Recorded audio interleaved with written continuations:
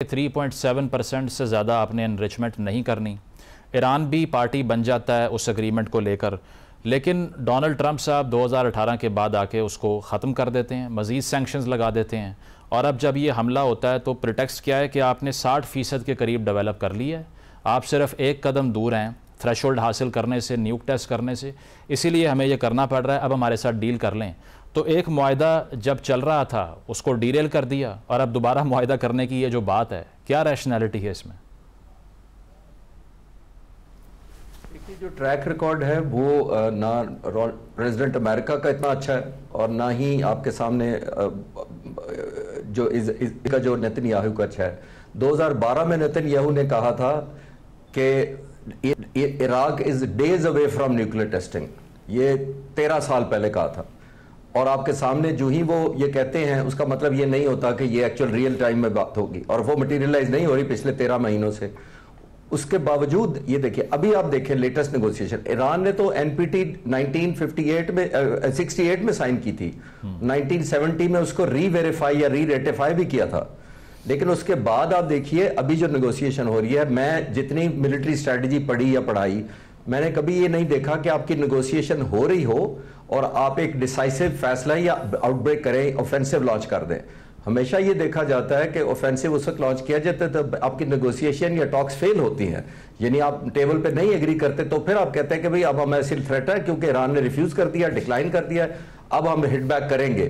لیکن یہ سٹرینج بات ہے، یہ نہ صرف ان ایتھیکل ہے، شاید ان کی پارٹ آف دا اسٹریٹجی ہو کہ ان کو انگیج رکھنا ہے اور اس کو آف گارڈ کرنا ہے. اور ان دا مین ٹائم آبویسلی پوری پریپریشن ہے، جتنی انفولڈ ہوئی ہے، یہ پہلے دن اٹیک جتنے ہوئے ہیں، جتنے آپ نے ڈرونز کا ذکر کیا ہے، ود ان ایران فائر ہوئے ہیں، موساد نے جتنی لیڈرشپ کو ٹارگٹ کیا ہے موسٹلی فرام ان سائڈ، یہ اوور نائٹ نہیں ہوتا، یہ منتھس اور ایئرز کی ریہرسل ہوتی ہے، پلاننگ ہوتی ہے، انفلٹریشن ہوتی ہے. آپ نے نوٹ کیا ہوگا کتنی پریسیجن انہوں نے ہیومن انٹیلیجنس میں کی تھی کہ یہ صرف انٹیلیجنس انفارمیشن بیس نہیں تھی، یہ انفارمیشن ایکشن بیس تھی.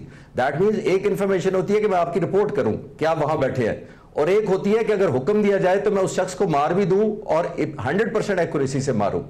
یہ نیٹ ورک بہت زیادہ ٹائم لگتا ہے، اور ایران کے خلاف اسرائیل نے شاید سالوں سے یہ انویسٹمنٹ کی ہے، اپنے ایجنٹس یا اسپائز تیار کیے ہیں، ان کی سیٹ اپ کیا، ان کا نیٹ ورک بڑا سٹرونگ کیا، ان کی کوارڈینیشن اس طرح کیا کہ ایک ہی رات میں سارا ایکشن ہو جاتا ہے. یہ بہت سٹرینج بات ہے. تو میرا نہیں خیال کہ یہ جو ٹریک ریکارڈ ہے ویسٹ کا وہ ایران اتنی جلدی اعتبار کر لے گا. اور خاص طور پہ جیسے میں نے کہا کہ لیڈر آف ایسکلیشن میں اگر وہ اپنی فیور میں کنورٹ کر لیتے ہیں تو اتنا آسان نہیں ہوگا ان کو ان کی ٹرمز پر ڈکٹیشن لینا. خالد صاحب لیکن لیڈر آف ایسکلیشن جس طریقے سے بڑھ رہی ہے، خالد صاحب جس طرح آپ نے کہا کہ ایران آسانی سے ٹرسٹ نہیں کرے گا ویسٹ کو، لیکن اتنا ہی ٹرسٹ ڈیفیسٹ ویسٹ کا بھی ایران پر دیکھنے کو ملتا ہے اس طرح سے کہ نیتن یاہو نے اس اٹیک کے بعد جو سپیچ کی، انہوں نے کہا کہ نازیز نے تو ہولوکاسٹ کر دیا تھا، آپ کو ہم نہیں کرنے دیں گے، اور اگر یہ معاہدہ ہو بھی گیا تب بھی ہمیں علم ہے کہ ایران انریچمنٹ کرتا رہے گا. تو وہاں سے بھی ٹرسٹ ڈیفیسٹ ہے، وہ تو کہتے ہیں. جی بالکل ہے، ٹرسٹ ڈیفیسٹ ہے، لیکن ہم نے دنیا کو یہ دیکھنا ہے کہ ٹریک ریکارڈ کس کا زیادہ نوٹیبل یا رسپیکٹیبل ہے. چلے یوں دیکھ لیتے ہیں. میں ایران میں سوائے ایک عراق کے ساتھ ضرور اس کی 8 سال جنگ ہوئی ہے، اس میں موسٹلی عراق جو ہے اوفینس پر تھا، 8 سال وہ جنگ جاری رہی، وہ ایک علیحدہ سبجیکٹ ہے. اس کے علاوہ میں نے نہیں دیکھا کہ ایران نے کبھی اپنی نیبرہڈ میں جنگ چھیڑی ہو. جبکہ میں اسرائیل کے بارے میں ایسا نہیں کہہ سکتا، اس نے ہر اس جگہ پہ اپنی پریزنس شو کی ہے، ملٹری پریزنس استعمال کی ہے، ملٹری ایکشن لیا ہے، پھر اپنی ٹرمز پر نیگوسیشن کی ہے. تو میں نے تو یہ کمپیریزن کرنا ہے نا. ٹریک ریکارڈ یہ میں نہیں دیکھتا کہ پولیٹیکل لیڈرشپ کیا کہتی ہے یا وزیر اعظم کیا اعلان کرتا ہے. یہ سارا سائیوپس انڈر کیٹیگری بھی ہو رہا ہے. سائیوپس کا مطلب ہی یہی ہے کہ سائیکولوجیکل وارفیئر ہے. ایک دوسرے کو ہم کہہ رہے ہیں کہ ہم ایران کے اوپر ہمارے چند جہاز اڑ رہے ہوں گے بہت جلد. ایرانی پاسداران کہتے ہیں کہ جی آپ اسرائیل کا وجود نہیں بچے گا. تو یہ میرا نہیں خیال کہ ان کو سیریس لینا چاہیے. ہمیں 75 سالہ ٹریک لینا چاہیے جو ایران کا ہے ورسز اسرائیل کا ہے. تو جب وہ ہم کمپیئر کریں گے تو پھر ہم بہتر نتیجہ ڈرا کر پائیں گے کہ کون زیادہ ٹرسٹ وردی ہے اور کون سا نہیں ہے. اور اسپیشلی ابھی جو ریسنٹ وائلیشن آپ کے سامنے ہے وہ امریکہ اور اسرائیل نے کی ہے. جب نیگوسیشن فائنلی نہیں ہوئی تو آپ اٹیک کیسے کر سکتے ہیں؟ نو کوسچن جی، نو کوسچن. کیونکہ عراق کو دیکھ لیں یا پھر جو باقی اگریشن تھا ویسٹرن کنٹریز کی طرف سے، وہ تو میسیولی آؤٹ نمبر کرتا ہے کسی اور کنٹری کو. ہمیں ضمیر اکرم صاحب نے بھی جوائن کر لی ہے، سابق سفیر ہیں. ضمیر صاحب آپ کی طرف آتا ہوں. یہ جو بات خالد صاحب بھی کر رہے ہیں، اب اس میں یہ پرسپیکٹو کہ جو اسرائیل کی طرف سے یہ اگریشن سارا کیا جا رہا ہے، ایک نیریٹو یہ بھی ہے کہ اگر کوئی معاہدہ ہوتا ہے امریکہ اور ایران کا تو اسرائیل کے لیے وہ لوز لوز گیم ہے، کیونکہ نتنیاہو کی اپنی پولیٹیکل جو گراؤنڈ ہے وہ بہت ویک ہے.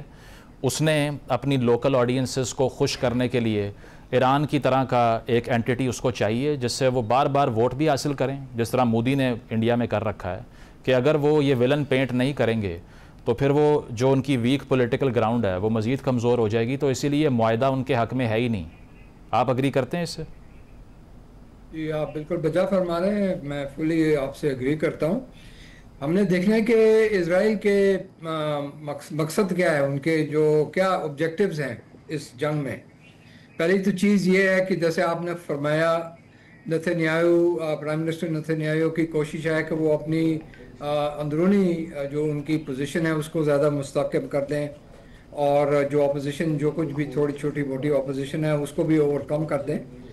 دوسری چیز یہ جو کئی عرصوں سے یہ چلتے آ رہی ہے بات، اور وہ ہے ایران کا جو جوہری پروگرام ہے، اور جو جس کے بارے میں اسرائیل کا موقف یہ ہے کہ ایران ایٹمی ہتھیار بنا رہا ہے، اور یہ ہتھیار جو ہیں وہ بالکل اسرائیل کو نامنظور ہیں، اور اس وجہ سے وہ چاہتا ہے کہ ایران کے ایٹمی اساسات کو تباہ کیا جائے، جس طرح سے انہوں نے کچھ سال پہلے عراق میں بھی یہی ایسا کچھ کیا تھا، اور پھر سیریا میں بھی انہوں نے ایسا کیا تھا. تو ایک تو ان کا موقف یہ ہے، اور انہوں نے اپنے جو حملے کیے ہیں ان کے جو ایران کے نانتانز اور دوسری جگہ ہے جو ان کے نیوکلیئر سائٹس ہیں ان کو اٹیک کیا ہے. اب یہ ابھی ٹو ارلی ٹو سے، ابھی تک کوئی پتہ نہیں ہے کہ ان ٹارگٹس کو کتنا نقصان پہنچا ہے. IAEA کی طرف سے جو رپورٹ ہے وہ یہ ہے کہ خوشائن ہے، ان دا سینس کہ کوئی ریڈیشن لیکیج ایسی کوئی چیز نہیں ہوئی ہے.